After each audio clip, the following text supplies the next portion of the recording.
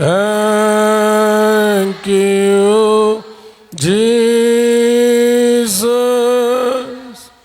Thank you, Jesus. Thank you, Jesus. Hallelujah. Hallelujah. Hallelujah.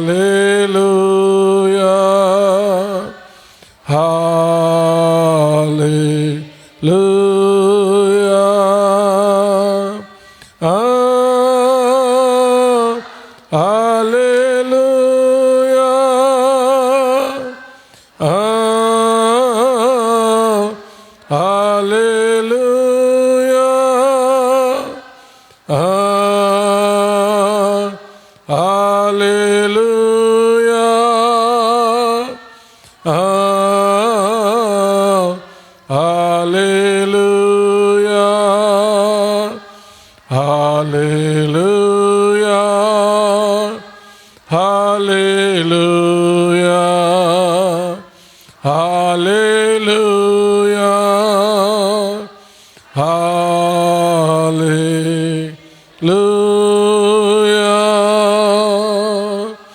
Thank you, Jesus.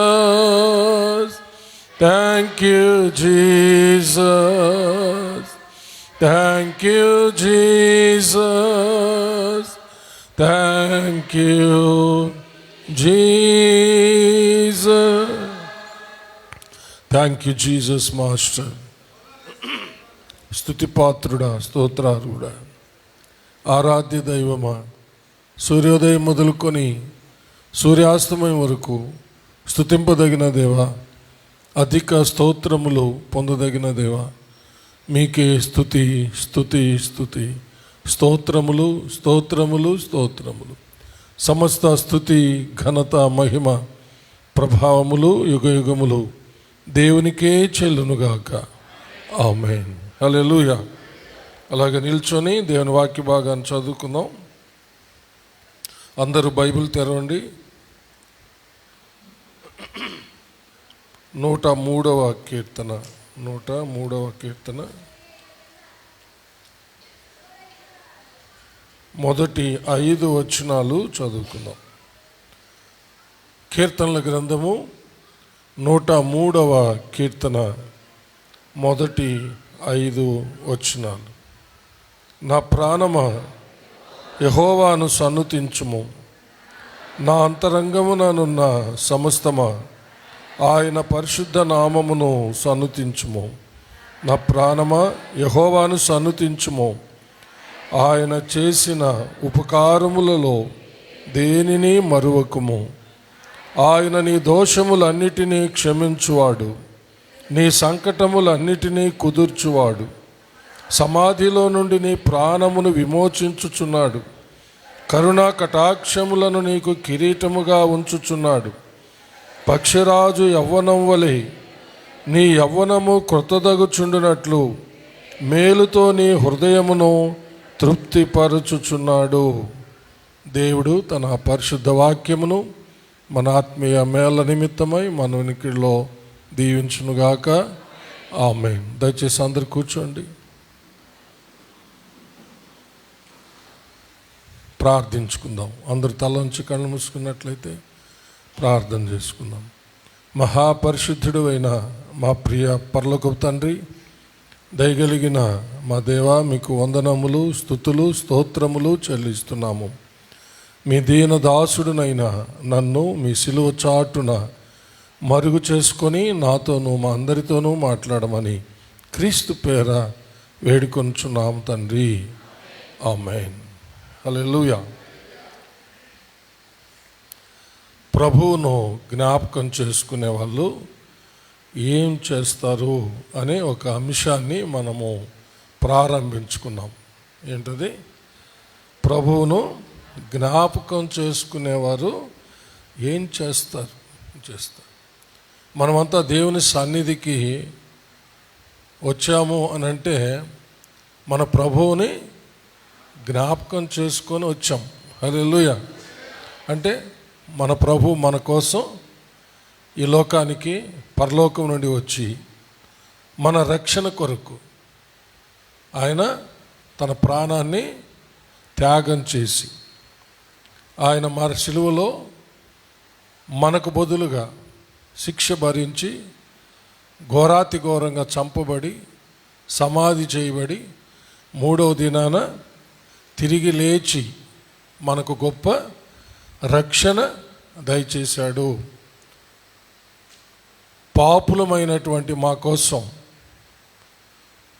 పాపులమై నరకానికి జోగుతున్నటువంటి మా కోసం మా ప్రభు ప్రాణత్యాగం చేసి ఆయన అమూల్యమైన రక్తాన్ని చిందించి మాకు గొప్ప రక్షణ దయచేశాడు. నరక పాత్రలను కాకుండా పరలోక పాత్రలను చేశాడు అని ఎంతో జ్ఞాపకం చేసుకుంటూ ప్రభువుని మనము ఆరాధించడానికి ఆదివారపు ఆరాధనలో మనము కలుసుకుంటూ ఉన్నాం. హల్లెలూయా. ఈ యొక్క అంశాన్ని మనము ఆరంభించినప్పుడు 2 ప్రాముఖ్యమైన విషయాలు మీకు నేను చెప్పాను. ఏంటంటే, ప్రభువుని జ్ఞాపకం చేసుకునేవారు మొదటిగా ఆయన్ను ప్రేమిస్తారు అని. ఆయన్ను ప్రేమిస్తారు. ఆ యొక్క అంశము చాలా చక్కగా మనము ధ్యానించుకున్నాం. ప్రభువుని ప్రేమిస్తే ఏం చేస్తారని కూడా చాలా వివరంగా తెలుసుకున్నాం. రెండవది, ప్రభువును ఆరాధిస్తారు. ప్రభువుని ఆరాధిస్తారు అని. ప్రభువుని ఆరాధిస్తారు అనే దాంట్లో ఒక 4 విషయాలు మీకు చెప్పాను. దాంతో ఇంకొకటి నేను కలిపి ఈరోజు మీకు చదువుతాను. 5వది కూడా రాసుకోండి.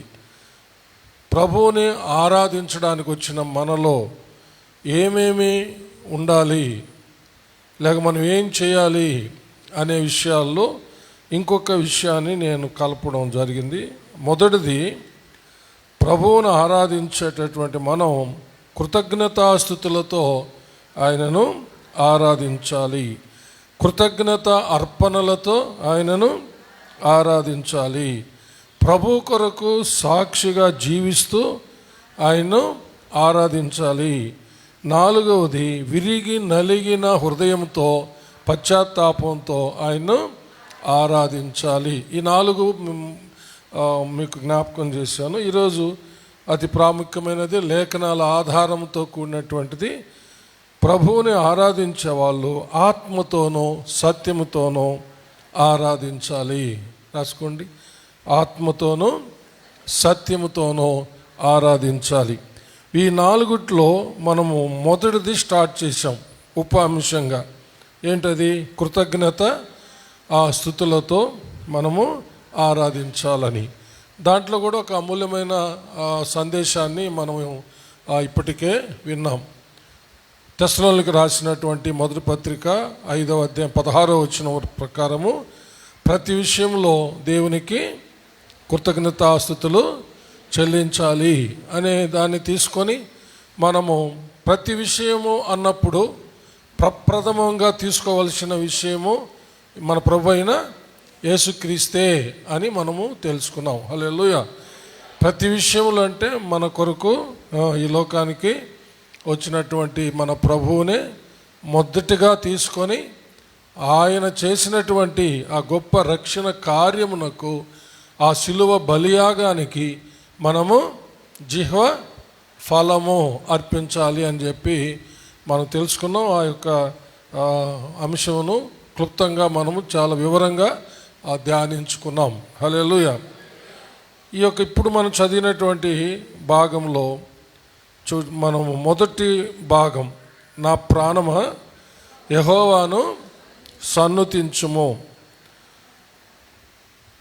నా ప్రాణమా యెహోవాను సన్నుతించు అంటే దావీదు రాజు తన ప్రాణంతో చెప్పుకుంటున్నాడు అనమాట. హల్లెలూయా. తన ప్రాణముతో. అందరికీ చెప్పడం అనేది పరిపాటి. సహజంగా దేవుని స్తుతించండి, దేవుని స్తుతించండి, దేవుని స్తుతించండి అని అందరూ ఒకరికొకరు చెప్పుకుంటూ ఉంటారు, చెప్తూ ఉంటారు అనమాట. కానీ దావీదు రాజు జీవితంలో ఒక ప్రత్యేకమైనటువంటి అంశం ఏమిటంటే, ఆయన తన ప్రాణముతోనూ తన అంతరంగములో ఉన్న సమస్తముతో చెప్పుకొని దేవుణ్ణి స్తుతించడం అనేది ఒక ప్రత్యేకమైనటువంటి విషయం దావీదు రాజులో. చప్పలు కొట్టి దేవుణ్ణి మహిమపరుస్తాం. అంటే తన ప్రాణముతో, తన అంతరంగముతో, అంటే తన అవయవాలన్నిటితో, తన ప్రాణముతో, తన శరీర అవయవాలన్నిటితో ఆయన్ని స్తుతించుచూ ఉండేటటువంటి ఒక విధానం ఆయనలో మనము చూస్తాం. మొదటిగా ఆయన ప్రాణము, ఆయన అంతరంగముతో ఆయన ఎందుకు ఆయన స్తుతిస్తున్నాడు అనంటే, ఆయన ప్రాణము, ఆయన దేహము దేవుని చేత రక్షించబడింది, కాపాడబడింది అని ఆయన యొక్క ఉద్దేశం అన్నమాట. హల్లెలూయా.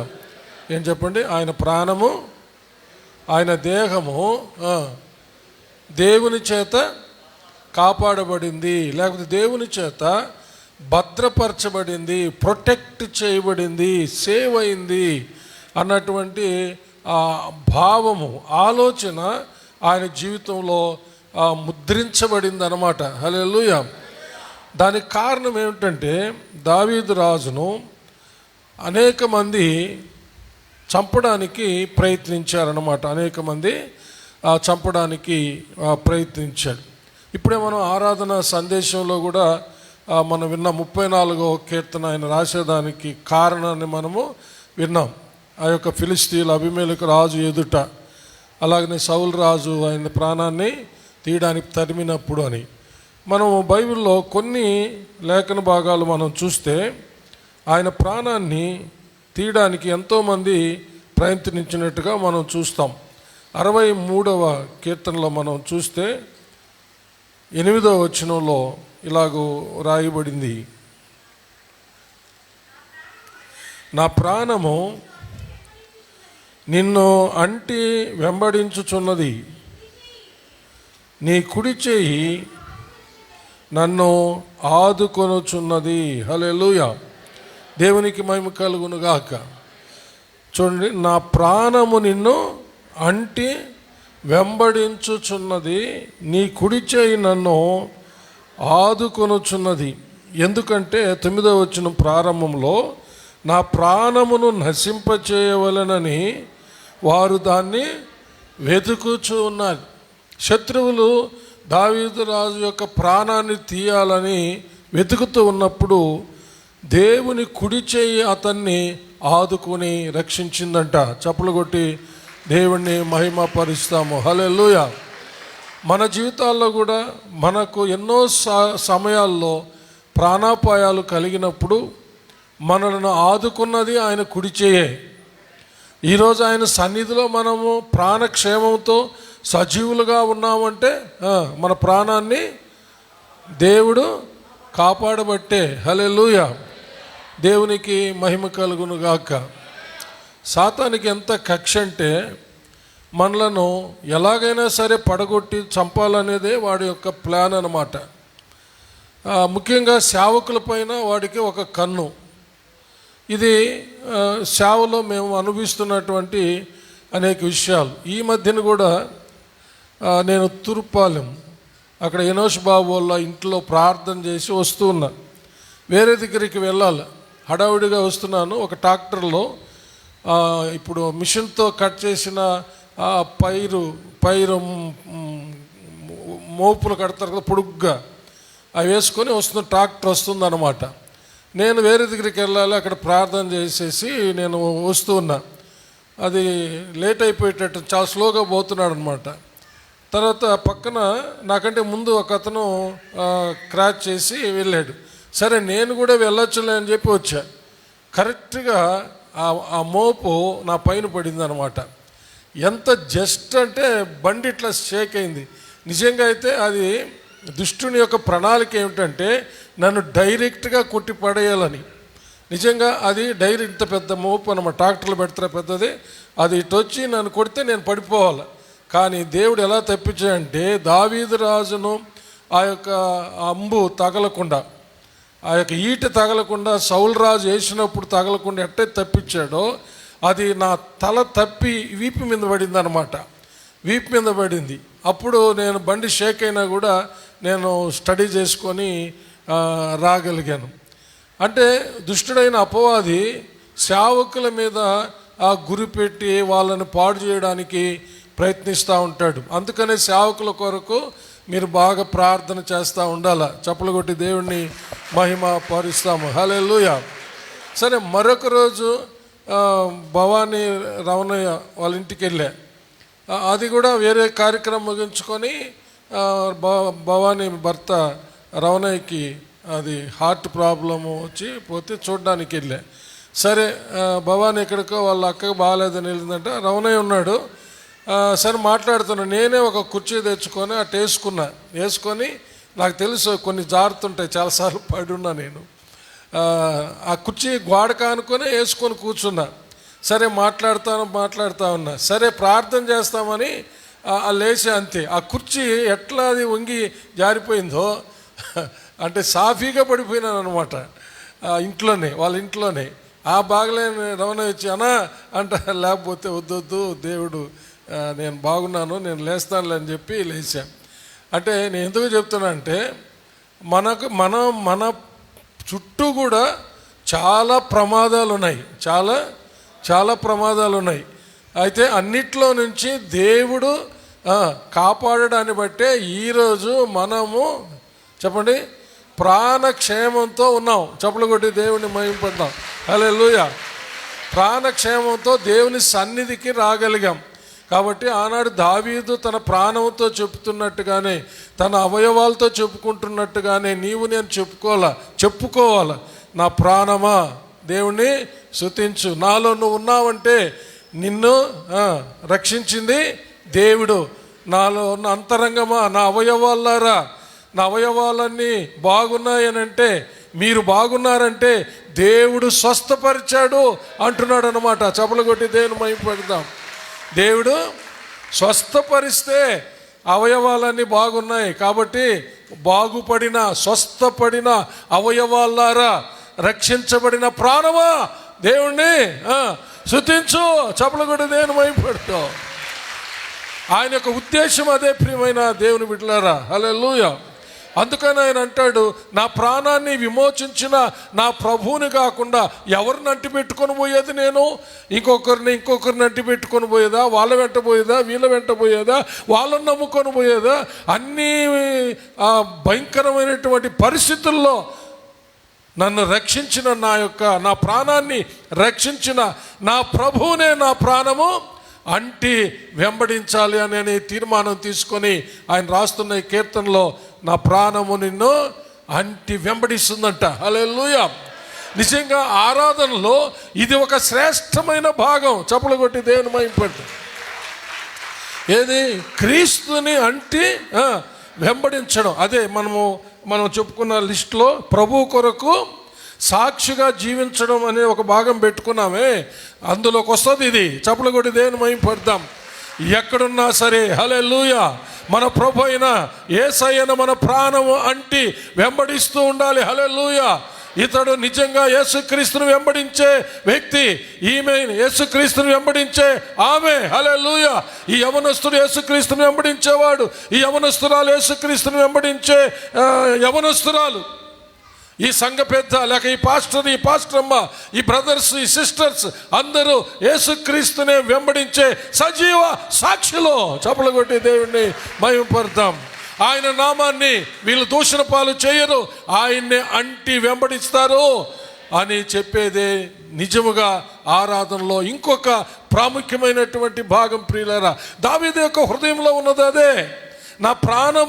నా ప్రాణాన్ని రక్షించినటువంటి నా ప్రభు, నా దేహంలో ఉన్న ప్రతి అవయవాన్ని స్వస్థపరిచిన నా ప్రభువునే నేను స్తుతిస్తూ ఆయనంటే చెప్పండి వెంబడిస్తానని. హల్లెలూయా. ఒకసారి ఇవన్నీ వినేటప్పుడు మనం ఎలా ఉన్నామని ఒకసారి మనం సద్విమర్శ చేసుకోవాలి. హల్లెలూయా.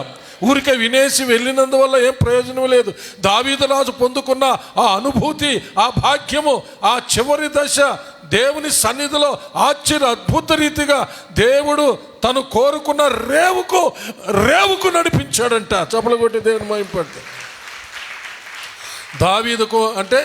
దావీదు కోరుకున్న మంచి మరణాన్ని ఇచ్చాడని దాని అర్థం. అంటే దావీదు కోరుకున్న రేవుకి నడిపించాడంటే అతడు కోరుకున్న మంచి ముగింపిచ్చాడట. హల్లెలూయా. అర్థం చేసుకోండి, మన జీవితాల్లో కూడా ఇవన్నీ అనుభవించగలగాలి కదా. హల్లెలూయా. ఊరకనే మనము వస్తున్నాం పోతున్నామంటే కాదు. మన జీవితంలో మనకు ముందుగా వ్రాయించబడినటువంటి ఈ యొక్క విషయాలు, ఇవి రాసినటువంటి వాళ్ళ యొక్క చరిత్ర, వాళ్ళ అనుభవాలు మనమంతా ధ్యానించినప్పుడు మన అనుభవాలు ఏమిటి, మనమేం చేస్తున్నాం, ఏం చేయబోతున్నాం, ఎక్కడికి పోబోతున్నాం. చప్పలు కొట్టి దేవుని మహిమపడదాం. ఇవన్నీ మనం ఆలోచించాలి ప్రియులారా. ఏదో ఆదివారం వస్తున్నాం పోతున్నాం అనేది కాదు. నిజముగా మన జీవితాల్లో మన ప్రభుని జ్ఞాపకం చేసుకొని ఆయనకు నిజమైన కృతజ్ఞతాస్తుతి చెల్లించాలి.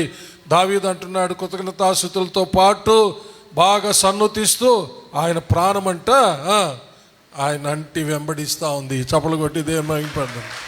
నీ ప్రాణం ఆయన అంటి వెంబడిస్తూ ఉందా? నీవు ఆయన అంటి వెంబడించకపోతే నువ్వు కృతజ్ఞత లేని దానివే, కృతజ్ఞత లేని వాడివే, కృతజ్ఞత లేని దానివే. నీ ప్రాణం ఆయన అంటి వెంబడిస్తేనే నిజముగా నీవు ఆయన పట్ల కృతజ్ఞత కలిగి ఉన్నట్టు. హల్లెలూయా. 41వ కీర్తన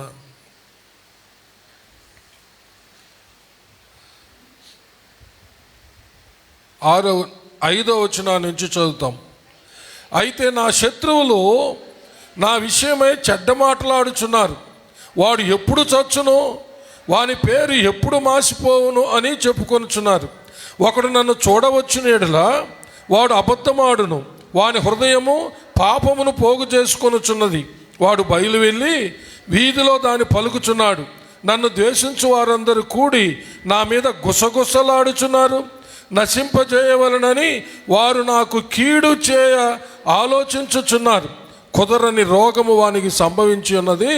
వాడు ఈ పడక విడిచి తిరిగి లేవడని చెప్పుకొనుచున్నారు. నేను నమ్ముకుని నా విహితుడు, నా ఇంట భోజనము చేసిన వాడు నన్ను తన్నుటకై తన మడిమనెత్తెను. విహితుడు అంటే స్నేహితుడు. దావీదు రాజుకు చాలా సన్నిహితుడైనటువంటి స్నేహితుడు కూడా అతని మీద మడిమెత్తాడంట.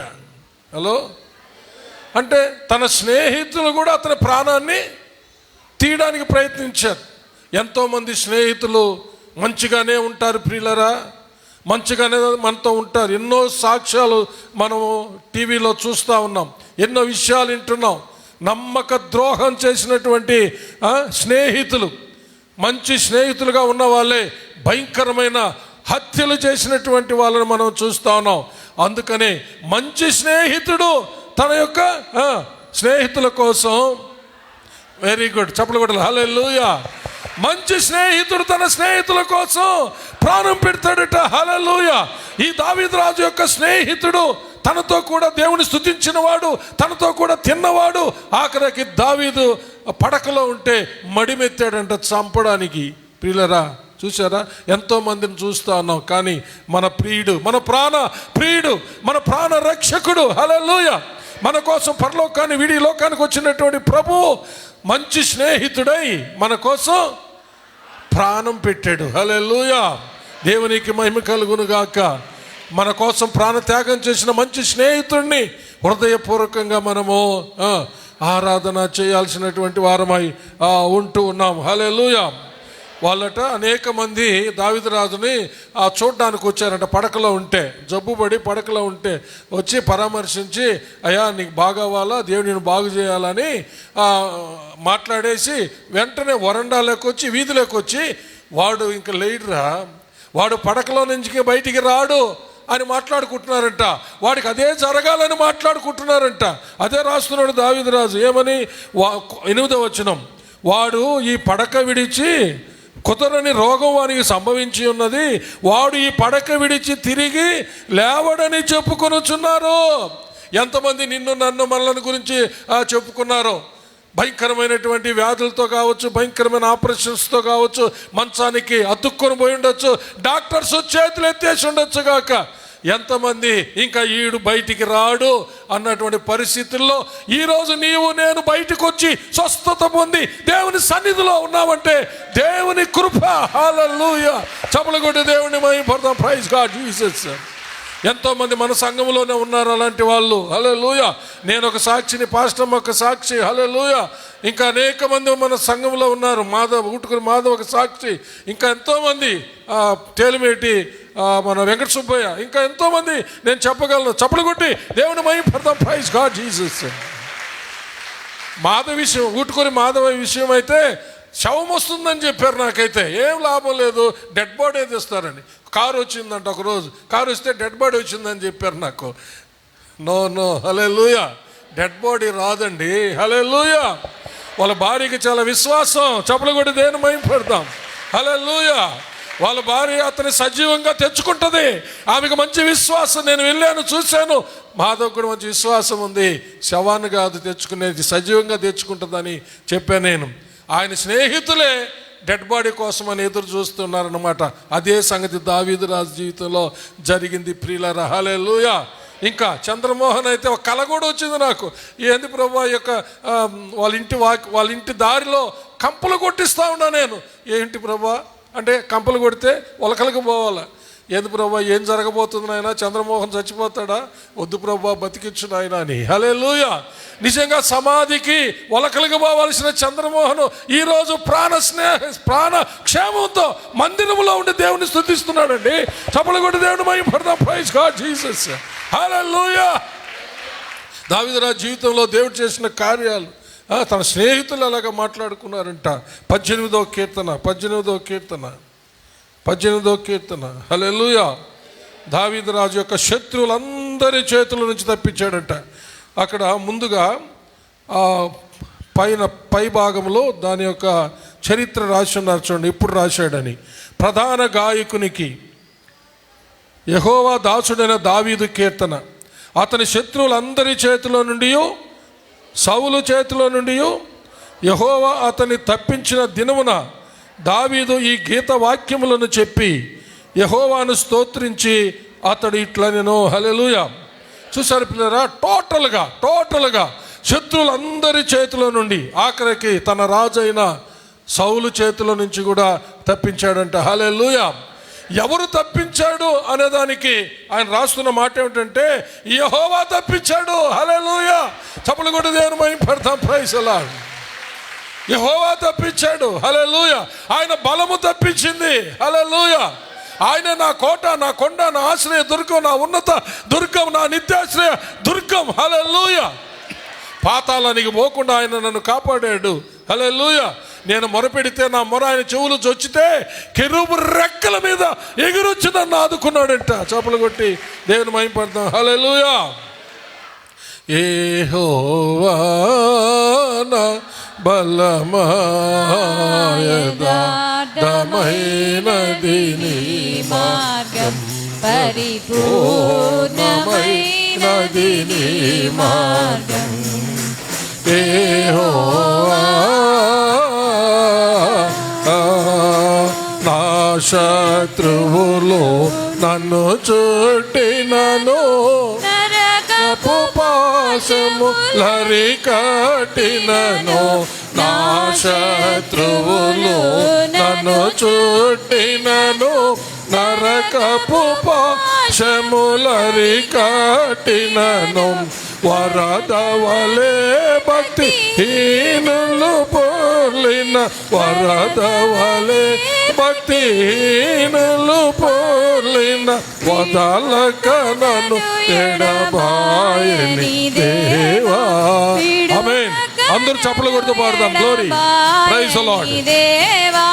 యెహోవా నా బలమా యథార్థమైనది నీ మార్గం, పరిపూర్ణమైనది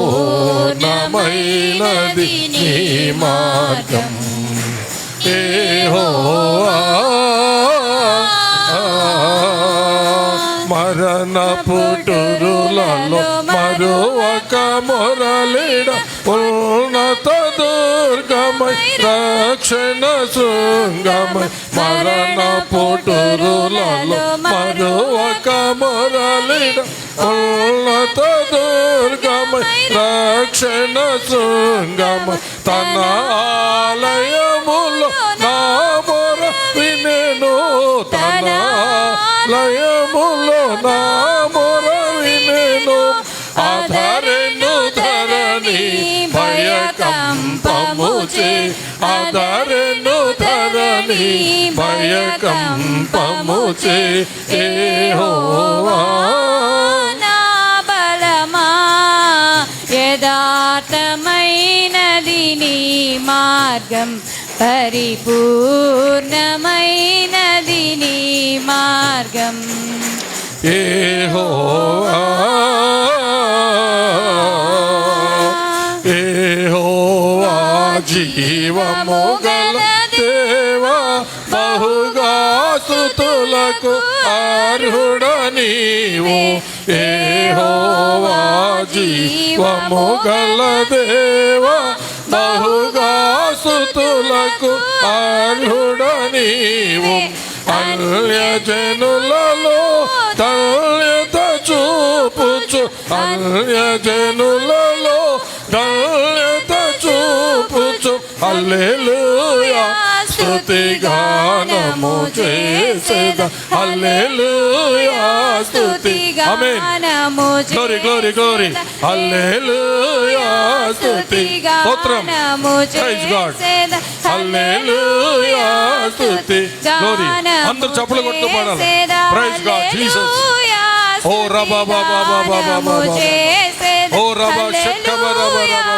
స్తుతిగానము చేసేదా హల్లెలూయా స్తుతిగానము చేసేదా హల్లెలూయా స్తుతిగానము చేసేదా యెహోవా నా బలమా యథార్థమైనది నీ మార్గం పరిపూర్ణమైనది నీ మార్గం హల్లెలూయా. చూశారా, యెహోవా నా బలమా నేను నిన్ను ప్రేమించుచున్నాను. యెహోవా నా శైలము నా కోట నన్ను రక్షించువాడు నా కేడెము నా రక్షణ శృంగము నా ఉన్నత దుర్గము నా దేవుడు నేను ఆశ్రయించిన నా దుర్గము. కీర్తనీయుడైన యెహోవాకు నేను మొరపెట్టగా ఆయన నా శత్రువుల చేతిలో నుండి నన్ను రక్షించును. మరణ పాశములు నన్ను చుట్టుకొనగను. భక్తిహీనులు వరద పొర్లు వలె నా మీద పడి బెదిరింపగను. పాతాళపు పాశములు నన్ను అరికట్టగను. మరణపు ఉరులు నన్ను ఆవరింపగను. నా శ్రమలో నేను యెహోవాకు మొరపెట్టి తిని నా దేవునికి ప్రార్థన చేసి తిని ఆయన తన ఆలయంలో ఆలకించి నా ప్రార్థన అంగీకరించెను. నా మొర్ర ఆయన సన్నిధిని చేరి ఆయన చెవుల జొచ్చెను. అప్పుడు భూమి కంపించి అదిరెను, పర్వతముల పునాదులు వణికెను. ఆయన కోపింపుగా అవి కంపించెను. ఆయన నాసిక రంధ్రముల నుండి పొగబుట్టెను. ఆయన నోట నుండి అగ్ని వచ్చి దహించెను. నిప్పు కణములు రాజబెట్టెను. మేఘములను వంచి ఆయన వచ్చెను. ఆయన పాదముల కింద గాఢాంధకారము కమ్మియుండెను. కెరూబు మీద ఎక్కి ఆయన ఎగిరి వచ్చెను. గాలి రెక్కల మీద ప్రత్యక్షమాయను. చప్పలు కొట్టి దేవుణ్ణి మహింపడదాం. దావీదు రాజును దేవుడు ఎంతగానో ప్రేమించి